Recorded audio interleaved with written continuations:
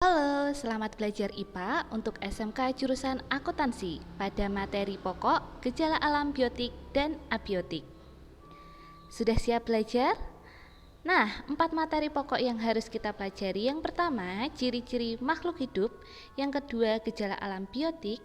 Yang ketiga, gejala alam abiotik. Dan yang keempat, alat pengamatan. Nah, sekarang coba perhatikan seksama gambar ekosistem danau di bawah ini. Bisakah kamu menyebutkan komponen biotik dan abiotik secara terpisah?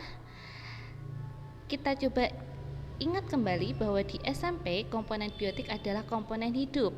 Bisa diantaranya yaitu tumbuhan, hewan, ikan, dan lain-lain. Sedangkan komponen abiotik yaitu komponen yang tidak hidup.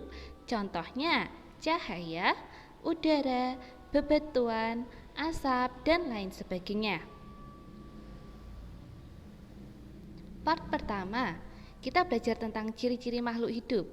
Di SMP ada 5 pokok ciri-ciri makhluk hidup, yaitu bernafas, membutuhkan makanan atau nutrisi, tumbuh, bergerak, dan berkembang biak. Untuk melengkapi ciri-ciri makhluk hidup, ternyata ada 5 komponen lagi, yaitu peka terhadap rangsangan, metabolisme atau pembentukan energi. Nah, untuk metabolisme ini biasanya kita ambil dari makanan yang diproses menjadi energi yang kita gunakan untuk bergerak atau beraktivitas. Sedangkan pada tumbuhan, metabolisme bisa dengan proses fotosintesis. Ciri-ciri yang ke-8 yaitu adaptasi atau penyesuaian diri dengan lingkungan. Ada 3 adaptasi, yaitu adaptasi morfologi, fisiologi, dan tingkah laku. Ciri-ciri yang ke-9 yaitu ekskresi atau pengeluaran zat sisa. Pada manusia dan hewan biasanya terdapat saluran ekskresi untuk mengeluarkan feses ataupun urin yang tidak diperlukan oleh tubuh. Kalau di tumbuhan tidak ada saluran khusus, namun biasanya tumbuhan mengeluarkan karbon dioksida yang dihasilkan dari hasil pernafasan. Dan ciri-ciri yang terakhir adalah regulasi atau pengaturan. Pengaturan keserasian dalam tubuh meliputi pengaturan hormon, pengaturan tingkat kelembapan, suhu, dan lain-lain. Part 2, gejala alam biotik. Nah, dari interaksi antara makhluk hidup akan menimbulkan gejala biotik. Apa saja itu? Yang pertama ada ledakan hama tanaman yang merajalela. Ini biasanya dipicu karena penggunaan pestisida yang berlebih ataupun karena predator dari hama alami tersebut dimusnahkan. Lalu gejala alam biotik yang lain yaitu penyebaran virus. Pada akhir-akhir ini sedang gempar tentang virus COVID-19 atau corona. Nah, penyebaran virus ini merupakan salah satu gejala alam biotik karena virus merupakan makhluk hidup yang dapat menyebar melalui cairan tubuh ataupun melalui udara. Selanjutnya yaitu pembusukan makanan. Pembusukan makanan dipicu oleh adanya jamur yang bersarang di makanan sehingga makanan tersebut tidak layak makan. Bisakah kamu menyebutkan gejala alam biotik yang lain? Oke, kita lanjut ke part 3 yaitu gejala alam abiotik. Gejala alam abiotik ada banyak sekali. Yang akan kita bahas pertama adalah rotasi bumi.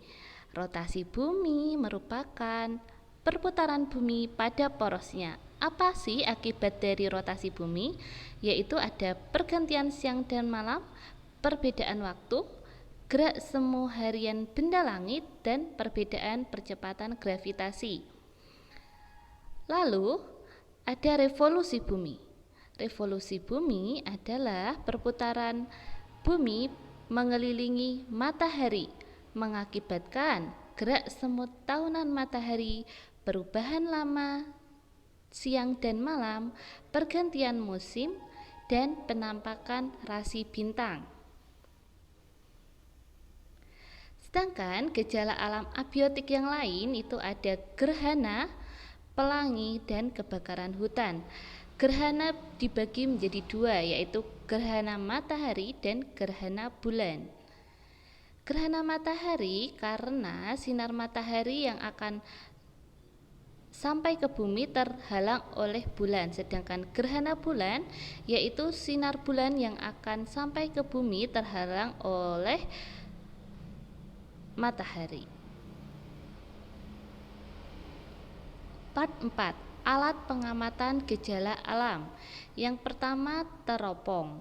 Teropong biasanya digunakan untuk mengamati benda-benda yang jauh, sehingga dengan teropong tersebut akan lebih jelas terlihat. Yang kedua yaitu kamera. Fungsi kamera itu untuk mengabadikan gejala alam yang kita bisa teliti lebih lanjut. Yang ketiga yaitu alat ukur.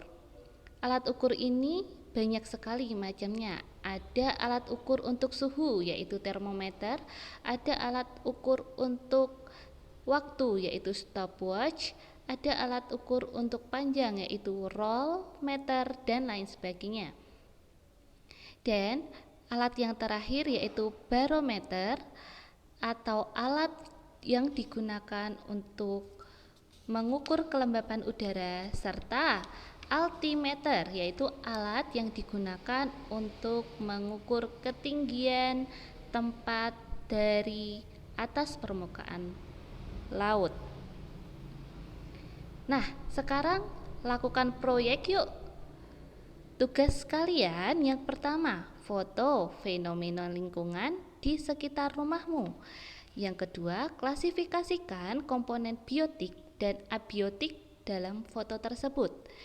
Dan buatlah artikel tentang fenomena yang kamu temui di sekitar lingkungan. Ibu guru harap kamu melakukan yang terbaik dan dikumpulkan sesuai dengan waktu yang diberikan. Terima kasih atas perhatiannya. Sampai jumpa lagi di pembelajaran IPA. Dadah.